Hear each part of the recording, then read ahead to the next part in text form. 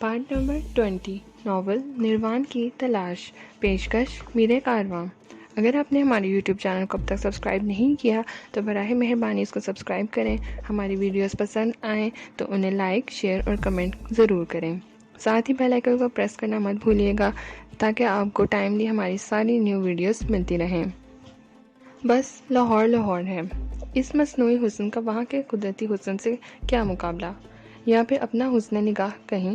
سچ استاد، وہاں کے گلی کوچے یاد آتے ہیں تو دل بند ہونے لگتا ہے۔ دیکھیں خدا پھر وہاں لے جاتا ہے یا نہیں۔ سردارے کی آواز میں عجیب سی حسرت تھی۔ مجھے افسوس ہونے لگا، میں نے کیوں یہ ذکر چھیڑ دیا۔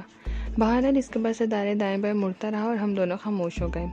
ایک چھوٹے سے پتلے دریا کے کنارے ٹورسٹ کیمپنگ تھا، لیکن اس وسیع کیمپنگ کو دیکھ کر ہماری آنکھیں کھلی رہ گئیں۔ اتنے بڑے علاقے میں ہم نے کوئی کیمپ ابھی تک نہیں دیکھا تھا۔ چاروں طرف خیموں کے شہر آباد تھے، خوبصورت ہوٹل اور قہوہ خانے بکھرے ہوئے تھے، موسیقی کی دھاریں پھوٹ رہی تھیں۔ ہم لوگ دلچسپی سے سب کچھ دیکھ رہے تھے۔ تب میں نے ایلس وغیرہ سے کہا، تم لوگ خیموں کا انتظام کرو، ہم ذرا کیمپنگ کا ایک چکر لگا کے آتے ہیں۔ بہت بہتر مسٹر سیسرو، مائیکل اور ایلس جلدی سے بولے۔ میں نے تھوڑے سے سوئس نوٹ اس کے حوالے کر دیے جنہیں اس نے شکریہ کے ساتھ قبول کر لیا۔ ہم آپ کے ساتھ چلیں مسٹر سیسرو؟ ایڈی نے پوچھا۔ میرے خیال میں اس وقت تم اپنے ساتھیوں کی مدد کرو، ہم مل کر یہاں پر سیر کریں گے، میں نے جلدی سے جواب دیا۔ سردارے منہ کھول کر رہ گیا۔ شاید وہ انہیں لے جانے کے لیے تیار تھا، لیکن میری بات سن کر خاموش ہو گیا۔ لڑکیاں بھی خجل ہو گئی تھیں۔ انہوں نے سوچا ہوگا کہ یہاں بھی عیش کریں گی اور معزز بیگمات کی طرح خرید و فروخت کریں گی۔ باہر صورت وہ بھی گاڑی سے اتر گئی اور سردارے نے گاڑی آگے بڑھا دی۔ تم انہیں ساتھ لے جانے کے حق میں تھے؟ تھوڑی دور نکل کر میں نے کہا۔ ہاں، میں نے سوچا کیا حرج ہے، سردارے نے جواب دیا۔ نہیں یار، کسی کو ضرورت سے زیادہ سر پر چڑھانے سے نقصان کے علاوہ کچھ نہیں ہوتا۔ آج رات کے بعد انہیں چھوڑ دیں گے، یہی اصول مناسب ہے۔ یہ دنیا دل لگانے کی جگہ نہیں ہے پیارے، اس نسخے کو گرہ میں باندھ لو۔ ٹھیک ہی کہتے ہو استاد، لیکن کمبخت دل بڑی عجیب شے ہے، فیصلے کرتا ہے اور پھر خود ہی بھول جاتا ہے۔ چھوڑو، ادھر دیکھو، دیکھو یہاں جمگھٹ میں نے کہا اور سردارے ہپوں کے گول کو دیکھنے لگا۔ مرد نما عورتیں، عورت نما مرد، بڑی مشکل سے تشخیص ہوتی تھی۔ ان کی بہت ہی عمدہ شکلیں نظر آ رہی تھیں، یہاں کچھ زیادہ ہی آبادی تھی۔ واہ استاد، یہاں تو، اور تم جانتے ہو یہ دستر سے باہر نہیں ہوتی۔ تو پھر رہے گی؟ ہاں، لیکن ابھی نہیں، کچھ وقت باہر گزاریں گے، اور پھر سوئٹزرلینڈ اور اس کے نواح نہیں دیکھو گے؟ ضرور دیکھیں گے استاد، تمہارے ساتھ رہ کر تو زندگی ہی بدل گئی ہے، سردارے مسرت سے بولا۔ ہم کیمپنگ میں دور تک چلے گئے، گاڑی پاس تھی اس لیے کوئی دقت نہ ہوئی۔ در حقیقت ہپوں کا بہت بڑا اجتماع تھا یہاں۔ میرے خیال میں اتنی امداد مگولی کے کنارے بھی نہیں تھے، نہ ہی ایسی سہولتیں وہاں مہیا تھیں۔ ایک اور خاص بات یہ تھی کہ یہاں تلاش اور بیکاری ٹائپ کے لوگ کم نظر آ رہے تھے۔ یہاں آ کر ان کی حالت سدھر جاتی تھی، یہاں پھر اس ٹائپ کے لوگ یہاں رکتے ہی نہیں تھے۔ بڑی بڑی حسین شکلیں نظر آئیں اور سردارے انہیں دیکھ دیکھ کر چٹکارے بھرتا رہا۔ پھر ہم واپس چل پڑے۔ سردارے سست رفتاری سے گاڑی چلا رہا تھا۔ آپ نے کچھ وقت باہر گزارنے کے لیے کہا تھا استاد؟ ہاں، باہر سے کیا مراد تھی؟ کیمپ سے باہر، میں نے جواب دیا۔ اوہ، ضروری ہے استاد؟ ہاں، وہ وجوہات کی بنا پر۔ وہ کیا؟ بس کچھ کام کرنے ہیں، میرا مطلب ہے اپنے کام کے سلسلے میں، اور پھر ان لوگوں سے چھٹکارا بھی ضروری ہے۔ ان سے کہہ کر چلو گے استاد؟ کیا ضروری ہے؟ میں نے بیزاری سے کہا اور سردارے گردن ہلاتا ہوا خاموش ہو گیا۔ میں کہہ چکا ہوں سردارے، ان کی دنیا الگ ہوتی ہے، انہیں جتنا سر چڑھاؤ گے سر چڑھ جائیں گے، مجھے ان کا تجربہ ہے۔ سوری استاد، آئندہ خیال رکھوں گا، سردارے آہستہ سے بولا۔ میں جانتا ہوں سردارے، ہم خود کو کتنا ہی بہلانے کی کوشش کریں، لیکن ہم اپنے ضمیر سے محبت کا وہ عنصر نہیں نکال سکتے جو ہماری خاصیت ہے۔ لیکن نکالنا پڑے گا میرے دوست، یہ دنیا کھلونوں کی دنیا ہے۔ انسانوں سے کھیلنا شروع کر دو، ورنہ دوسرے لوگ تم سے کھیلیں گے اور چور چور کر دیں گے۔ خود کو کھلاڑی بناؤ ورنہ کھلونا بن جاؤ گے۔ سردارے گردن ہلاتا رہا، ہماری نگاہیں مائیکل وغیرہ کو تلاش کر رہی تھیں۔ پھر سردارے کو ایلس نظر آ گیا۔ ایلس نے بھی ہمیں دیکھ لیا تھا، چنانچہ وہ گاڑی کی طرف دوڑا اور ہمارے قریب پہنچ گیا۔ پھر وہ گاڑی پر چڑھ آیا۔ کافی دیر سے آپ کو تلاش کر رہا ہوں، وہ پھولے ہوئے سانس کے ساتھ بولا۔ کام ہو گیا؟ میں نے پوچھا۔ مکمل، ایلس نے جواب دیا، اور پھر وہ ہمیں خیمے کی طرف گائیڈ کرنے لگا۔ 3 خوبصورت ٹراپن تھے، ظاہر ہے کافی رقم میں ملے ہوں گے، ان میں کینوز کے پلنگ اور اسٹول بھی موجود تھے، بس یہاں سہولتیں تقسیم تھی، جتنی قیمت ادا کرو اتنا آرام حاصل کر لو۔ مسٹر سیسرو، یہاں تو بڑے آرام سے ملتی ہے، ایلس نے نیچے اترتے ہوئے کہا۔ کیا؟ ہر چیز، مورفین، پینتھلین، چرس، ہیروئن، افیون، ہر چیز مسٹر سیسرو۔ ہمیں باقاعدہ فہرست دی گئی ہے جس میں قیمتیں بھی درج ہیں، خاصا سائنٹیفک انتظام ہے۔ میں نے گردن ہلائی۔ ایڈی، لوسی اور مائیکل بھی خیموں سے نکل کر ہمارے پاس پہنچ گئے تھے۔ پھر مائیکل نے گاڑی سٹارٹ کر کے خیموں کے عقب میں کھڑی کر دی۔ ہم اندر آ کر ایک خیمے میں بیٹھ گئے۔ میں ان تینوں خیموں پر غور کر رہا تھا۔ فہرست کہاں ہے؟ میں نے پوچھا، اور ایڈی نے ایک خوبصورت کارڈ نکال کر میری طرف بڑھا دیا۔ میں کارڈ لے کر غور سے دیکھنے لگا۔ اچھا انداز تھا، ان لوگوں کے لیے کافی دلکش تھا جن کی جیب میں کافی رقم ہو، لیکن جگہ جگہ کی بات تھی، ہر جگہ یہ سسٹم کام نہیں کر سکتا، اس سے گرفت ہوتی تھی۔ میں نے کارڈ واپس کر دیا۔ دفعتاً ایڈی بول پڑی، مسٹر سیسرو، کیا آپ کوئی مشہور انسان ہیں؟ کیوں؟ میں نے پوچھا۔ ویسے ہی پوچھ رہی ہوں، کیا آپ پیگو ڈے کیمپ میں بھی رہے ہیں؟ ایڈی کے دوسرے سوال پر میں چونک پڑا۔ میں نے گہری نگاہوں سے اسے دیکھا۔ یہ سوال انوکھا تھا۔ ایڈی، میں نے ایڈی کو گھورتے ہوئے کہا، براہ کرم اس سوال کا مقصد بتاؤ۔ ارے مسٹر سیسرو، اس میں سنجیدگی کی کیا بات ہے؟ میں نے خیمے حاصل کرنے کے لیے آپ کا نام لکھوایا تو بکنگ کرنے والے کے نزدیک کھڑے ہوئے دو افراد چونک پڑے۔ خیموں کی بکنگ کے بعد جب میں وہاں سے ہٹی تو دونوں میرے قریب آ کر انہوں نے بڑے پر اخلاق اور مہذب انداز سے مجھ سے پوچھا، خاتون، کیا آپ مسز سیسرو ہیں؟ نہیں، میں نے جواب دیا۔ آپ کے ساتھیوں میں مسٹر سیسرو کون سے ہیں؟ اس نے ایلس اور مائیکل کی طرف دیکھتے ہوئے پوچھا۔ کوئی نہیں، میں نے جواب دیا۔ تب انہوں نے ایک گہری سانس لی۔ پھر وہ آپ کے بارے میں بہت سے سوالات کرتے رہے۔ وہ معلوم کرنا چاہتے تھے کہ آپ پیگو ڈے والے سیسرو ہیں۔ اب مجھے اس بارے میں معلوم تھا۔ میرے سوال کے جواب میں انہوں نے کہا کہ آپ تو بڑے مشہور انسان ہیں۔ ایڈی نے معصومیت سے یہ سب کچھ بتایا، لیکن میرے کانوں میں خطرے کی گھنٹیاں بج رہی تھیں۔ میں نے سردارے کی طرف دیکھا، وہ بھی خاموش تھا۔ لیکن مسٹر سیسرو، اس میں سنجیدہ ہونے والی کیا بات ہے؟ ایڈی نے پھر پوچھا۔ کوئی بات نہیں ایڈی، بس میں سوچ رہا تھا کہ وہ کون ہو سکتے ہیں۔ دراصل میرے کچھ دوست بچڑ گئے ہیں، شاید وہی مجھے تلاش کر رہے ہوں۔ اوہ، ایڈی نے مطمئن انداز میں گردن ہلائی۔ تب میں نے ایلس سے پوچھا، ایلس، تمہارے پاس کرنسی کی کیا رپورٹ ہے؟ تقریباً خاتون، ایلس نے جواب دیا۔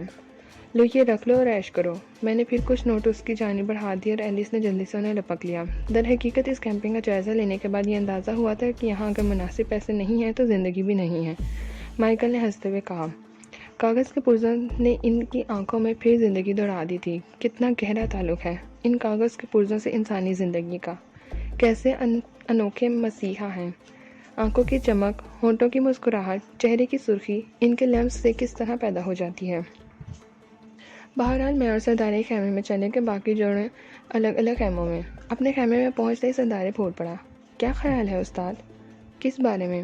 ارے تم نے ایڈی کی بات پر غور نہیں کیا؟ کیا ہے سردارے، کیا ہمارا پہچان لیا جانا مناسب ہے؟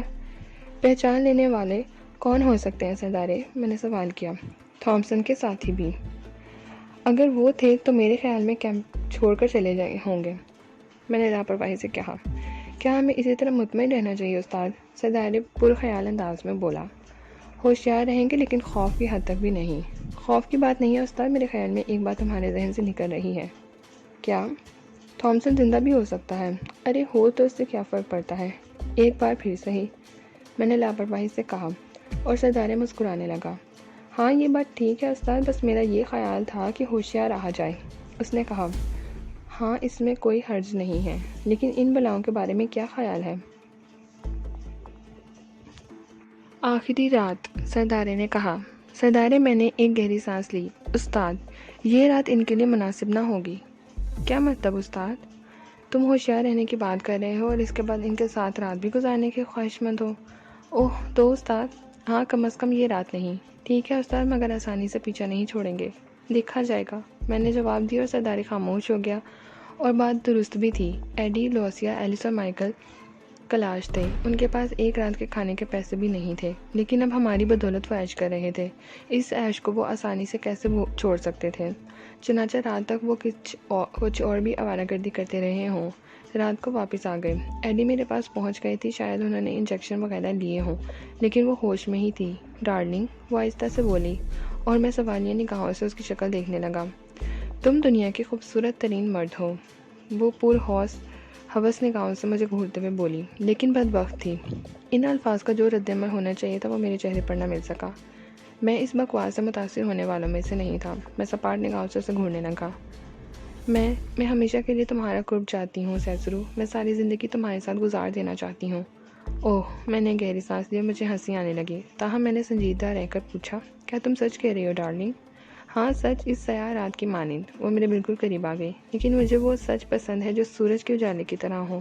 میں نہیں سمجھی، ایڈی نے کہا۔ مائیکل کا کیا ہوگا؟ جہنم میں جائے کمینہ، نکارہ کہیں تھا، اس سے تو بھیک مانگنا بھی نہیں آتا۔ ایڈی نفرت سے بولی، گویا تم اسے چھوڑ دو گی؟ بالکل، ہمیشہ کے لیے، ایڈی بڑے پورے اعتماد انداز میں بولی، اور میں ہمتاً گوش ہو گیا۔ ہم لوگ خاموشی سے یہاں سے نکل چلتے ہیں، کون ہمیں تلاش کرے گا؟ اور پھر یہ مائیکل، یہ تو سدا کا ناکارہ اور بزدل انسان ہے، یہ ہمیں تلاش کرنے کی کوشش بھی نہیں کرے گا۔ تمہیں یقین ہے ایڈی؟ ہاں 100%، ایڈی نے جواب دیا۔ کیا میں اپنے ساتھی کو بھی چھوڑ دوں؟ میری خاطر سب چھوڑ دو سیسرو ڈیئر، میں تمہیں بھی پانا چاہتی ہوں۔ لیکن میرا ساتھی بھی مجھے بہت چاہتا ہے۔ تو اسے بھی لے چلو، ایڈی نے ہچکچاتے ہوئے کہا۔ لیکن اس میں بھی ایک مشکل ہے ایڈی۔ وہ کیا؟ میرا ساتھی تو تمہارے اوپر جان دیتا ہے، وہ تمہیں بہت پسند کرتا ہے۔ اوہ، گولی مارو اس کی پسند کو، میں تو تمہیں پسند کرتی ہوں، ایڈی نے گردن چٹک کر کہا۔ بڑی مشکلات پیش آئیں گی ایڈی، میں نے فکر مندی سے کہا۔ کیا؟ ہمیں سب کو چھوڑنا پڑے گا۔ یہ سارے تعیشات میرے ساتھی کی وجہ سے ہیں، وہ میرے وطن کا بے حد مالدار آدمی ہے، اسی کی وجہ سے میں عیش کر رہا ہوں۔ یہ لینڈ روور اور یہ سارا سامان بھی اسی کا ہے، ہمیں یہ سب کو چھوڑنا پڑے گا۔ اور ایڈی پر جیسے بجلی گر پڑی، وہ پٹی پٹی نگاہوں سے میری شکل دیکھتی رہی، جیسے اسے اس بات پر یقین ہی نہ آ رہا ہو۔ کئی منٹ تک وہ حیرت کے عالم میں کھڑی رہی اور پھر ایک گہری سانس لے کر بولی، لیکن سیسرو، آج تک تو ہم نے یہی محسوس کیا ہے کہ جیسے تم خود اس کی کفالت کرتے ہو، ساری کرنسی وغیرہ تمہارے پاس ہی رہتی ہے۔ میں نے بتایا نا کہ وہ مجھے بے حد چاہتا ہے، وہ مجھے احساس نہیں ہونے دینا چاہتا کہ میں کلاش ہوں۔ سارے کام میرے ہی ہاتھوں کراتا ہے، بس یہ اس کی محبت ہے۔ اوہ، ایڈی آہستہ سے بولی۔ میں اس کی شکل دیکھ رہا تھا، بیچاری سخت کشمکش میں گرفتار تھی۔ اس وقت تو پھنس جانے والی بات تھی۔ بہرحال میں نے خود کو اس کی مشکل حل کر دی۔ تاہم ایڈی، مجھے سوچنے کا موقع دو، میں ایک آدھ دن میں فیصلہ کر لوں۔ اوکے سیسرو، ایڈی نے مردہ سی آواز میں کہا اور خیمے سے باہر نکل گئی۔ اس کے باہر جاتے ہی میں ہنس پڑا۔ سردارے کہیں آوارہ گردی کر رہا تھا۔ میں خیمے میں کینوس کے پلنگ پر لیٹ کر غور کرنے لگا۔ وہ لوگ کون تھے؟ بعض پیگوڈے تک ہی محدود نہیں تھی، اس لیے یہ سوچا جا سکتا تھا یا تو وہ عام سیاح ہوں گے جنہوں نے پیگوڈے میں قیام کیا ہو، یا پھر تھامسن کے آدمی، اور ممکن ہے سردارے کا یہ خیال درست ہی ہو کہ تھامسن زندہ ہو یہاں۔ وہ ایسی صورت میں ہوشیار رہنا ضروری ہے۔ تھامسن اپنی ساری قوت میرے اوپر صرف کر دے گا۔ ظاہر ہے اس سے میرے ہاتھوں جو نقصان اٹھانا پڑا ہے اس کی تلافی تو کسی طور ممکن ہی نہیں۔ کافی دیر تک میں خیمے میں لیٹا رہا، پھر ایک طویل سانس لے کر اٹھ گیا۔ یہاں پڑے رہنے سے کیا فائدہ؟ باہر کے حالات دیکھے جائیں۔ کیمپنگ کا ماحول بہت خوبصورت تھا۔ اس خوبصورت ماحول میں خیمے کے اندر رہنا تو بڑی حماقت تھی۔ میں نے جوتے پہنے اور ابھی تیار ہی ہوا تھا کہ خیمے کا پردہ سرکا سردارے اندر داخل ہو گیا۔ کیا ہو رہا ہے چیف؟ اس نے دلچسپ انداز میں پوچھا۔ کچھ نہیں سردارے، میں نے گردن جھٹکتے ہوئے کہا۔ تب بھی باہر آؤ، یہ جگہ تو پیگوڈے سے بھی زیادہ حسین ہے، سردارے نے گردن ہلاتے ہوئے کہا، اور مجھے سردارے پر پیار آ گیا۔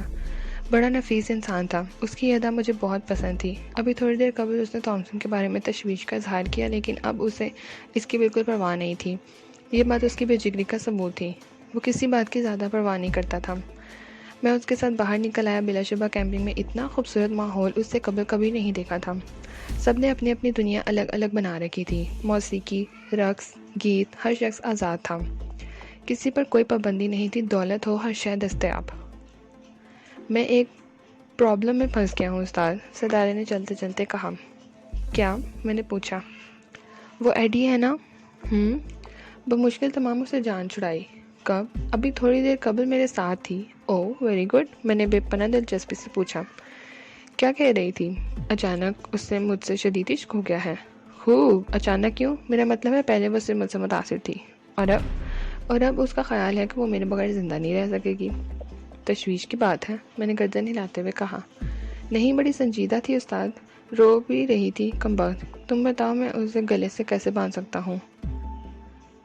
کیا حرج ہے سردارے، لیکن کیا کہہ رہی تھی؟ کیا چاہتی ہے؟ اس کا خیال ہے کہ ہم شفق کے اس پار چل پڑیں، سب کو چھوڑ دیں، بس پیار کی راہیں اپنا لیں۔ وہ میرے لیے مائیکل وغیرہ کو چھوڑنے پر تیار ہے۔ ہاں واقعی بڑی نیک اور محبت کرنے والی بچی ہے سردارے، تم تو خوش نصیب ہو، ورنہ آج کل ایسی عورت کہاں ملتی ہے جو محبت کے لیے سب کچھ چھوڑنے پر آمادہ ہو جائے۔ لا حول ولا قوت۔ مگر میں تو اسے سر سے نہیں باندھ سکتا، میں بھلا اسے کہاں لے جا سکتا ہوں؟ ابھی مجھے اس سے اتنی دلچسپی بھی نہیں ہے، سردارے نے برا سا منہ بناتے ہوئے کہا۔ تم نے اسے کیا جواب دیا؟ پارٹ نمبر 20 اختتام پذیر ہوتا ہے۔ ناول نروان کی تلاش کا بقیہ حصہ پارٹ 21 پہ سماعت فرمائیے۔